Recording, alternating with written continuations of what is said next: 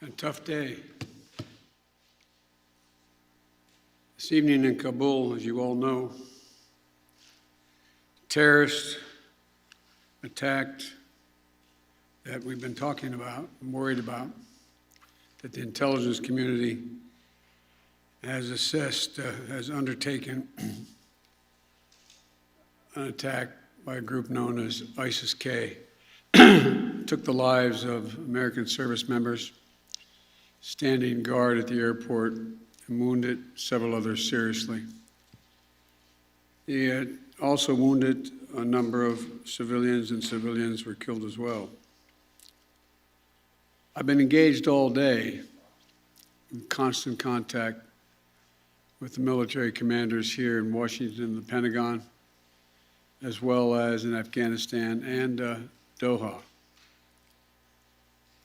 And my commanders here in Washington in the field have been on this with great detail, and you've had a chance to speak to some so far.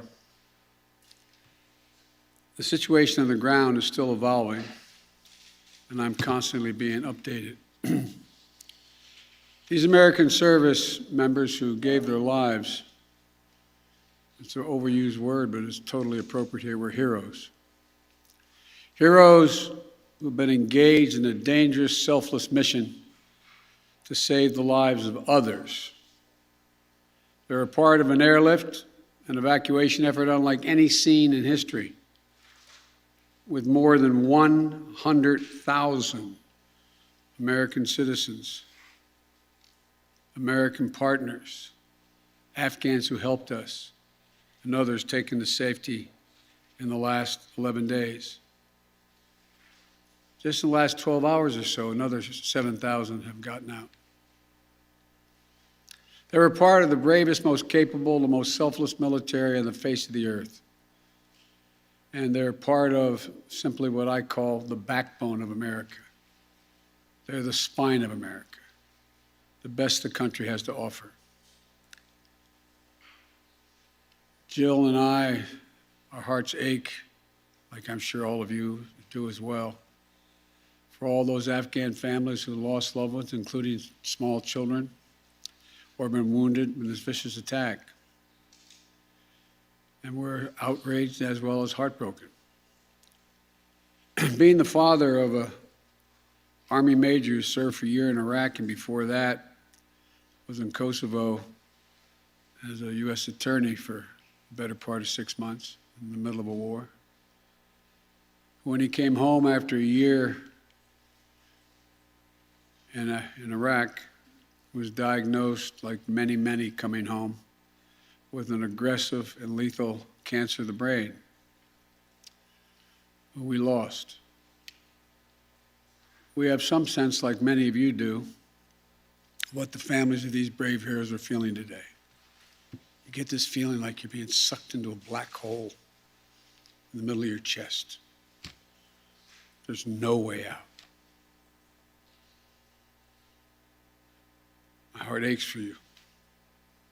But I know this.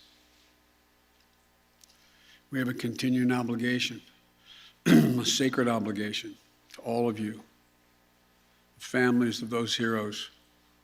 That obligation is not temporary, it lasts forever. The lives we lost today were lives given in the service of liberty, the service of security, and the service of others, in the service of America. Like their fellow brothers and sisters in arms who died defending our vision and our values in the struggle against terrorism, of the fall on this day, they're part of a great and noble company of American heroes. To those who carried out this attack, as well as anyone who wishes America harm, know this: we will not forgive. We will not forget. We will hunt you down and make you pay. I will defend our interests and our people with every measure at my command. Over the past few weeks, I know many of you are probably tired of hearing me say it. We've been made aware by our intelligence community that the ISIS-K, an arch enemy, the Taliban, people who were freed when both those prisons were opened, has been planning a complex set of attacks on the United States personnel and others. This is why, from the outset, I've repeatedly said this mission was extraordinarily dangerous, and on why I've been so determined to limit the duration of this mission. As General McKenzie said, this is why our mission was designed, this is the way it was designed to operate. Operating under severe stress and attack. We've known that from the beginning. And as I've been in constant contact with our senior military leaders, and I mean constant, round the clock, and our commanders on the ground and throughout the day, they made it clear that we can and we must complete this mission, and we will. And that's what I've ordered them to do. We will not be deterred by terrorists. We will not let them stop our mission. We will continue the evacuation. I've also ordered my commanders to develop operational plans to strike ISIS-K assets, leadership, and facilities. We will respond with force and precision at our time, at the place we choose, in a moment of our choosing. Here's what you need to know. These ISIS terrorists will not win. We will rescue the Americans in there. We will get our Afghan allies out, and our mission will go on. America will not be intimidated, and I have the utmost confidence in our brave service members who continue to execute this mission with courage and honor to save lives and get Americans, our partners, our Afghan allies out of Afghanistan. Every day when I talk to our commanders, I ask them what they need. What more do they need, if anything, to get the job done? As they will tell you, I granted every request. I reiterated to them today on 3 occasions that they should take the maximum steps necessary to protect our forces on the ground in Kabul. And I also want to thank the Secretary of Defense and the military leadership of the Pentagon and all the commanders in the field. There has been complete unanimity from every commander on the objectives of this mission and the best way to achieve those objectives. Those who have served through the ages have drawn inspiration from the book of Isaiah, when the Lord says, "Whom shall I send? Who shall go for us?" The American military has been answering for a long time. "Here I am, Lord, send me. Here I am, send me." Each one of these women and men of our armed forces are the heirs of that tradition of sacrifice, of volunteering to go in harm's way, to risk everything, not for glory, not for profit, but to defend what we love and the people we love. And I ask that you join me now in a moment of silence for all those in uniform and out, uniform, military and civilian, who have given the last full measure of devotion.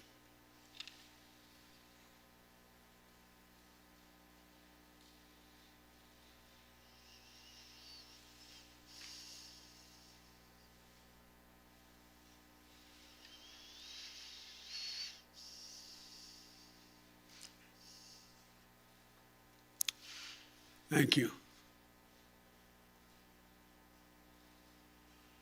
May God bless you all, and may God protect the troops and all those standing watch for America.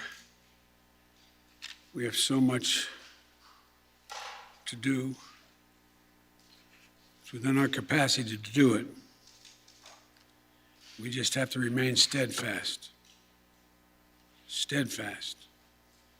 We will complete our mission, and we will continue after our troops have withdrawn to find means by which we can find any American who wishes to get out of Afghanistan.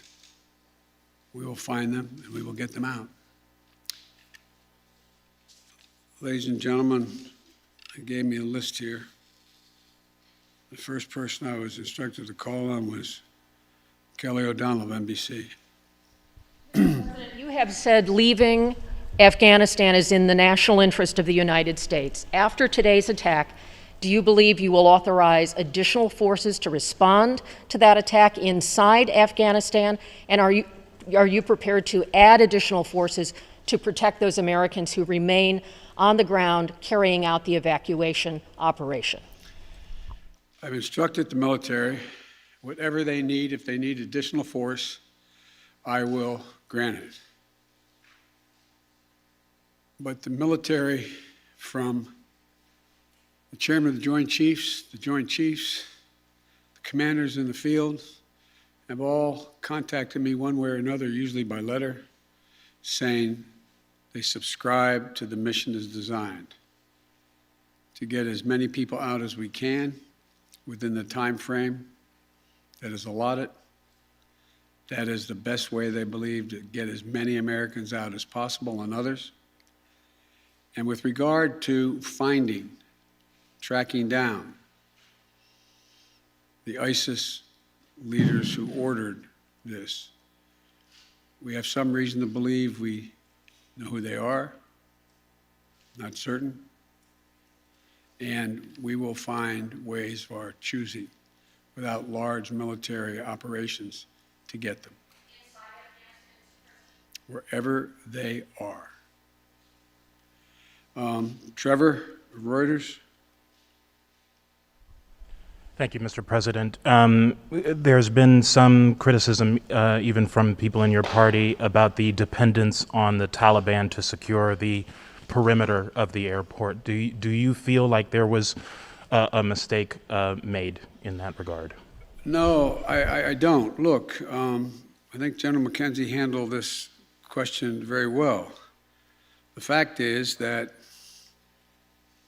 we're in a situation, we inherited a situation, particularly since, as we all know, that the Afghan military collapsed 11 days before, in 11 days, that it is in the interest of, as McKenzie said, in the interest of the Taliban, that in fact ISIS-K does not metastasize beyond what it is, number one. And number two, it's in their interest that we are able to leave on time, on target. And as a consequence of that, the major things we've asked them, moving back the perimeter, giving more space between the wall, stopping vehicles from coming through, etc., searching people coming through. It is not what you'd call a tightly commanded, regimented operation like the U.S. is, the military is, but they're acting in their interest. And so, by and large, and I've asked this same question to military on the ground, whether or not it's a useful exercise. No one trusts them. We're just counting on their self-interest to continue to generate their activities. And it's in their self-interest that we leave when we said, and that we get as many people out as we can. Like I said, even in the midst of everything happened today, over 7,000 people we've gotten out, over 5,000 Americans over. So it's not a matter of trust, it's a matter of mutual self-interest. And, but there is no evidence thus far that I've been given as a consequence by any of our commanders in the field that there has been collusion between the Taliban and ISIS in carrying out what happened today, both in front of the hotel and what is expected to continue for beyond today. Amir, Associated Press. Thank you, Mr. President. You have spoken, again, powerfully about your own son and the weight of these decisions. With that in mind, and also what you've said, that the longer we stay, the more likelihood that there would be a major attack. How do you weigh staying even one more day, considering what's happened? Because I think what America says matters. What we say we're going to do in the context in which we say we're going to do it, that we do it, unless something exceptional changes. There are additional American citizens. There are additional green card holders. There are additional personnel of our allies. There are additional SIV card holders.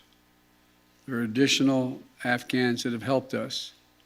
And there are additional groups of individuals that have been contacted us, from women's groups to NGOs and others, who have expressly indicated they want to get out and have gathered in certain circumstances in groups, on buses and other means. That still presents the opportunity for, in the next several days between now and the 31st, to be able to get them out. And our military, and I believe, to the extent that we can do that, knowing the threat, knowing that we may very well have another attack, the military has concluded that's what we should do. I think they're right. I think they're correct. And after that, we're going to be in a circumstance where will be, I believe, numerous opportunities to continue to provide access for additional persons to get out of Afghanistan, either through means that we provide and/or are provided through in cooperation with the Taliban. They're not good guys, the Taliban. We're not suggesting that at all. But they have keen interest. As many of you have been reporting, they very much would like to figure out how to keep the airport open. They don't have the capacity to do it. They very much are trying to figure out whether or not they can maintain what is the portion of an economy that has become not robust, but fundamentally different than it had been. And so there's a lot of reasons why they have reached out, not just to us, but to others, as to why it would be continued in their interest to get more of the personnel we want to get out. We can locate them. Now, there's not many left that we can assess that want to come out. There's some Americans we've identified, we've contacted the vast majority of them, not all of them, who don't want to leave because they're dual nationals, they have extended families, et cetera. And there's others who are looking for the time. So that's why we continue. I'll take a few more questions, but you, sir. I wanted to ask but you, that's okay. you say that what America says matters. What do you say to the Afghans who helped troops who may not be able to get out by August 31st? I say we're going to say continue to try to get you out. It matters. Look, I know of no conflict, as a student of history, no conflict where when a war was ending, one side was able to guarantee that everyone they wanted to be extracted from that country would get out. And think about it, folks. I think it's important. I know the American people get this in their gut. There are, I would argue, millions of Afghani citizens who are not Taliban, who did not actively cooperate with us as SIVs, who, if given a chance, they'd be on board a plane tomorrow. It sounds ridiculous, but the vast majority of people in communities like that want to come to America, given a choice. So getting every single person out can't be guaranteed by anybody, because there's a determination all who wants to get out as well. At any rate, it's a process. I was really pointing to you, but you, sir.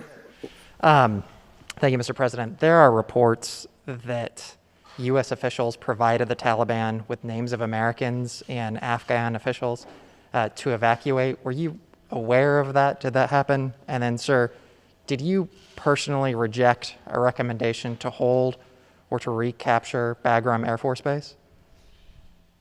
Here's what I've done let's answer the last question first.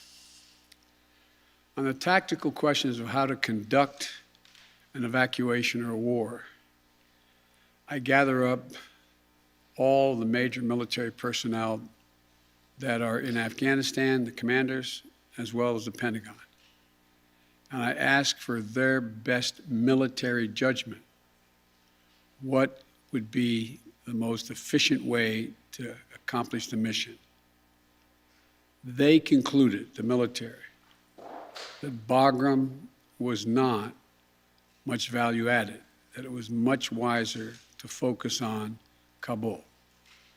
And so I followed that recommendation. With regard to, there are certain circumstances where we've gotten information, and quite frankly, sometimes from some of you, saying you know of such and such a group of people are trying to get out, and they're on a bus, they're moving from other people. And this is their location. And there have been occasions when our military has contacted their military counterparts in the Taliban and said, this, for example, this bus is coming through with X number of people on it, made up of following group of people. We want you to let that bus or that group through. So yes, there have been occasions like that. And to the best of my knowledge, in those cases, the bulk of that has occurred, they've been let through. But I can't tell you with any certitude that there's actually been a list of names. I know there may have been, but I know of no circumstance. It doesn't mean it didn't exist. That here's the names of 12 people, they're coming, let them through. It could very well have happened. I'll take one more question. Wait. Let me take the one question from the most interesting guy that I know in the press. That's you. Mr. President, there had not been a U.S. service member killed in combat in Afghanistan since February of 2020. You set a deadline, you pulled troops out, you sent troops back in, and now 12 Marines are dead. You said the buck stops with you. Do you bear any responsibility for the way that things have unfolded in the last 2 weeks? I bear responsibility for fundamentally all that's happened of late. But here's the deal. You know, I wish you'd one day say these things, you know as well as I do, that the former president made a deal with the Taliban, that he would get all American forces out of Afghanistan by May 1. In return, the commitment was made, and that was a year before. In return, he was given a commitment that the Taliban would continue to attack others, but would not attack any American forces. Remember that? I'm being serious. No, I'm asking you a question. Because before... No, wait a minute. I'm asking you a question. Is that accurate, the best of your knowledge? What? I don't think it's the issue that, do you think that people have an issue with pulling out of Afghanistan or just the way that things have happened? I think they have an issue that people are likely to get hurt. Some, as we've seen, have gotten killed, and that it is messy. The reason why, whether my friend will acknowledge it always reported it. The reason why there were no attacks on Americans, as you said, from the date until I came into office, was because the commitment was made by President Trump, I will be out by May 1st. In the meantime, you agree not to attack any Americans. That was the deal. That's why no American was attacked. A few days ago, you said you squarely stand by your decision to pull out. Yes, I do, because look at it this way, folks, and I have another meeting for real. But imagine where we'd be if I had indicated on May the 1st I was not going to renegotiate an evacuation date. We were going to stay there. I'd have only one alternative: pour thousands of more troops back into Afghanistan to fight a war that we had already won relative to why the reason we went in the first place. I have never been of the view that we should be sacrificing American lives to try to establish a democratic government in Afghanistan, a country that has never once in its entire history been a united country and is made up, I don't mean this in a derogatory, made up of different tribes who have never, ever, ever gotten along with one another. And so, as I said before, and this is the last comment I'll make, we'll have more chance to talk about this, unfortunately, beyond, because we're not out yet. If Osama bin Laden, as well as al-Qaeda, had chosen to launch an attack when they left Saudi Arabia out of Yemen, would we have ever gone to Afghanistan? Even though the Taliban completely controlled Afghanistan at the time, would we have ever gone? I know it's not fair to ask you questions, it's rhetorical, but raise your hand if you think we should have gone and given up thousands of lives and tens of thousands of wounded. Our interest in going was to prevent al-Qaeda from reemerging, first to get bin Laden, wipe out al-Qaeda in Afghanistan, prevent that from happening again. As I've said 100 times, terrorism is metastasized around the world. We have greater threats coming out of other countries, a heck of a lot closer to the United States. We don't have military encampments there. We don't keep people there. We have over-the-horizon capability to keep them from going after us. Ladies and gentlemen, it was time to end a 20-year war. Thank you so much.